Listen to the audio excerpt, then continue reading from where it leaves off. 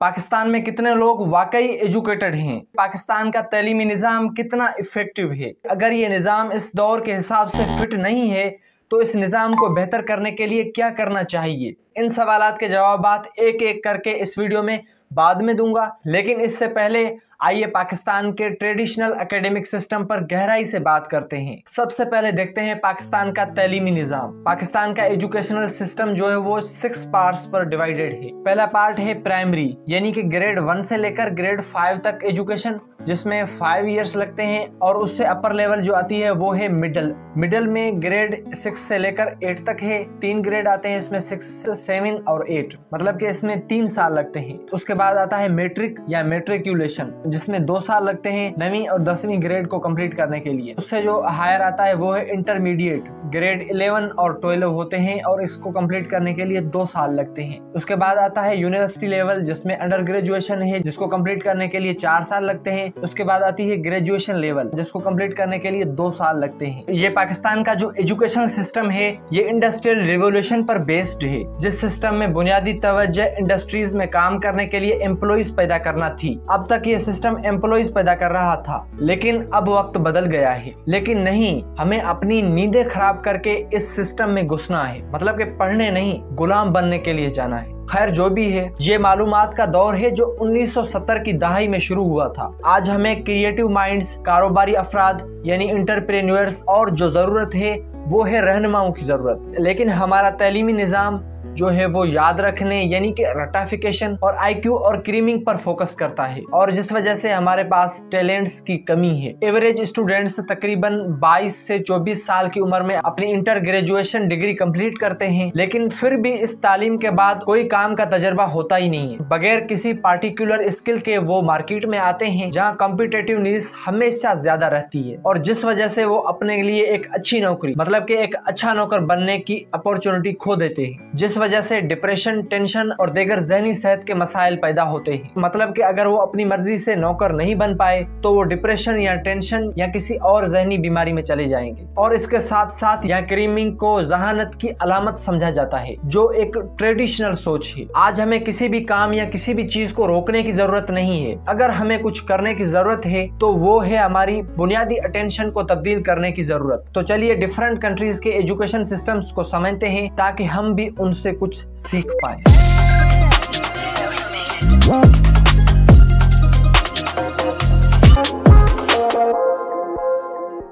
सबसे पहले देखते हैं फिनलैंड का तालीमी निज़ाम, जो सबसे हायर है। फिनलैंड में लिटरेसी रेट 100% है। इनकी तालीम 7 साल की उम्र में शुरू होती है। इनके सिस्टम में एग्जाम होते ही नहीं, और मुझे अच्छे से याद है 6ठी क्लास से लेकर 8वीं क्लास तक, यानी कि 3 सालों में मैंने 9 बार एग्जाम दिए। First term examinations, second term examinations और एनुअल एग्जामिनेशंस। 3 बार 3 साल, मतलब कि 9 बार, 3 साल में 9 बार। फिनलैंड में एक ही एग्जाम होता है। जो सीनियर साल को कंप्लीट करते हैं उनके लिए एक ही एग्जाम होता है, जो उनकी पूरी एजुकेशन में एक बार देना पड़ता है, और शायद यही इस सिस्टम की कामयाबी की वजह हो सकती है। फिनलैंड में स्टूडेंट्स के दरमियान कोई कंपैरिजन नहीं होता, क्योंकि हर किसी का अपना हुनर होता है, हर किसी की अपनी आर्ट होती है, और हर कोई अपने लिए खास होता है। इस वजह से इन्होंने इस बात को तस्लीम कर लिया है। इन्होंने करिकुलर एक्टिविटीज पर भी काफी ज्यादा फोकस किया है। 45 मिनट लर्निंग के बाद 15 मिनट का ब्रेक दिया जाता है खेलने के लिए, ताकि जो स्टूडेंट्स हैं वो अपने जहनों को आराम दे सकें। अगर हम फिनलैंड के एजुकेशन सिस्टम के स्ट्रक्चर पर एक नजर डालें तो इस सिस्टम में 5 फेजेस हैं।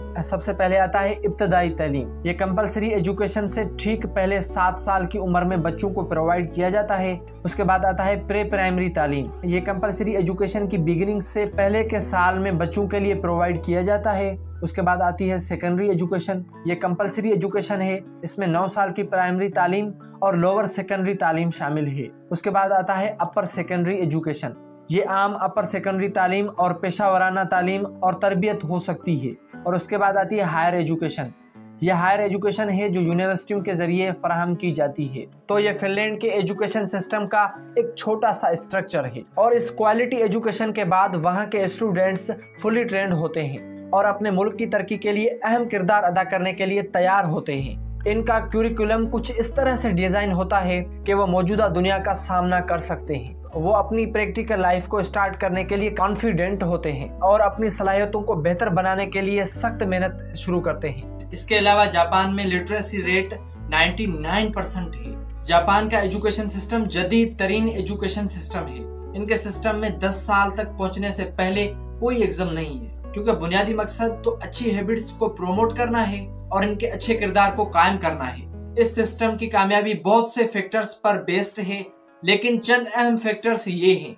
यहाँ क्या होता है कि जो टीचिंग स्टाफ होता है वो आला दर्जे का होता है, और अगर हम जापान के इस फैक्टर को पाकिस्तान से जोड़ें तो यहाँ पर जो भी बंदा सरकारी नौकरी नहीं हासिल कर सकता, जो एंट्रेंस टेस्ट को पास नहीं कर पाते, जिनके लिए कोई रोजगार का जरिया नहीं होता, तो जो अपने कॉस्मेटिक्स के खर्चे नहीं उठा सकते, और हमारा सबसे आला दर्जे वाला स्टाफ यही होता है। और अगर हम इन बातों को छोड़ के जापान के सिस्टम पर आए, और जो सेकंड फैक्टर होता है वो होता है प्रोमिनेंट पेरेंट्स की सपोर्ट। हम आते हैं जापान के एजुकेशन सिस्टम के थर्ड फैक्टर पे, वो है चैलेंजिंग कोर्सेज लेने वाले तलबा के लिए इंसेंटिव्स। इसके बारे में हम ज्यादा कुछ कह नहीं सकते, तो हम मूव करते हैं हमारे सेकंड सब टॉपिक पे, बर्तानिया का एजुकेशन सिस्टम। बर्तानिया में लिटरेसी रेट भी 99% है।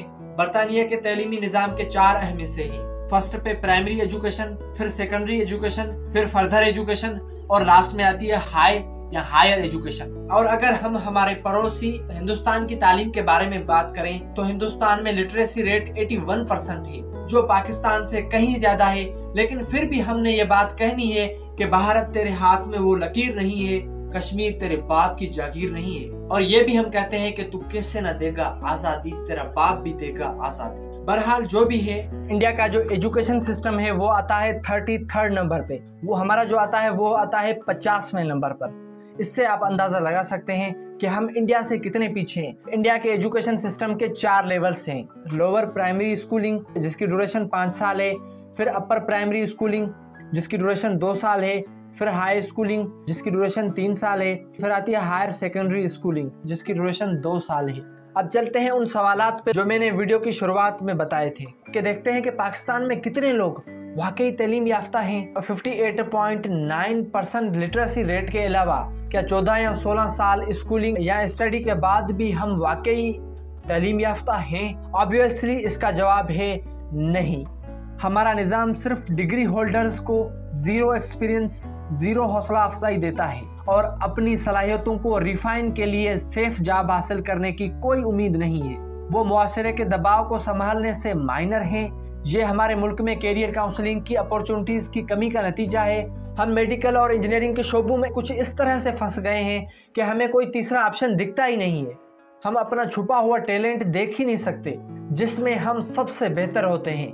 मुझे ये कहते हुए शर्मिंदगी महसूस हो रही है, लेकिन हम अखलाकी तौर पर भी अनएजुकेटेड हैं। हम मोरल वैल्यूज में भी जापान और बर्तानिया से काफ़ी पीछे हैं। वैसे अगर आप पाकिस्तान में हाई मोरल वैल्यूज, ईमानदारी, दयानतदारी और इंसानियत देखना चाहते हैं तो आपको रमज़ान के मुकद्दस महीने में मुल्क का दौरा करना चाहिए। और अब हम आते हैं हमारे लास्ट क्वेश्चन पर कि पाकिस्तान के खोखले एजुकेशन निज़ाम को बेहतर बनाने के लिए क्या इक़दामात करने चाहिए। तो सबसे पहली चीज़, जो ताज़ा तरीन निसाब देना चाहिए, न्यू कोर्सेस होने चाहिए, और कैरियर काउंसलिंग बहुत की जाए। बच्चों को सिर्फ लगता है कि एक मेडिकल है और एक इंजीनियरिंग है, और इन 2 बहन भाइयों के अलावा हम और कहीं जा ही नहीं सकते। मैट्रिकुलेशन के बाद काफ़ी और ऑप्शन भी इनको दिखाए जाएं कि ये भी होता है, कॉमर्स भी होता है, आर्ट भी होता है, इंजीनियरिंग भी होती है, मेडिकल भी होती है। लेकिन क्या करें, हमारे पास सिर्फ 2 ही ऑप्शन है, मेडिकल और इंजीनियरिंग। म्यूजिक टीचर्स के बजाय कैरियर काउंसलर आना चाहिए, और पासिंग फीसद जो है इसको भी बढ़ाना चाहिए।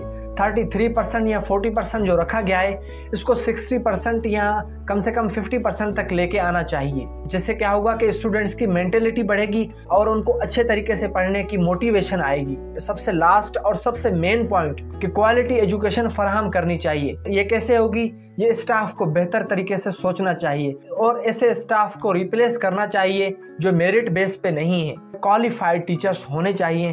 क्वालिफाइड टीचर्स से फ़ायदा ये होगा कि क्वालिफाइड स्टूडेंट्स निकलेंगे। और इसी बात से हमारा आज का टॉपिक यहीं पर एंड नहीं होता, बल्कि इससे काफ़ी और क्वेश्चंस अराइज होते हैं जो हम बाद में डिस्कस करेंगे। और अगर आपको कोई भी डाउट है या कुछ कहना चाहते हैं तो कमेंट बॉक्स में लाजमी अपनी राय का इजहार करिएगा। Thank you.